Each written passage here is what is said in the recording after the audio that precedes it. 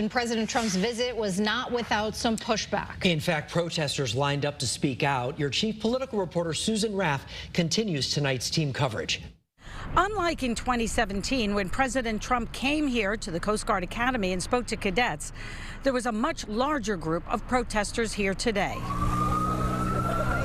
It may have been a hot day, but the heat wasn't enough to keep these protesters away. Some were carrying signs, others were singing. Many were here hours before President Trump was scheduled to speak at the Coast Guard Academy.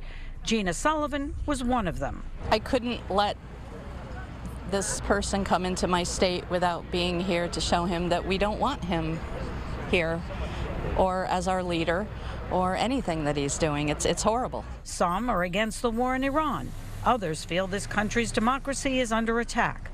This protester wants all the Epstein files released. So many people here are so upset about the violations that have been going on and it isn't just the last couple of years. This has been a lifetime of violence and illegal activities. It's not clear if the route for President Trump's motorcade was changed, and there were some protesters who say they were disappointed, but they felt it was still important to be here.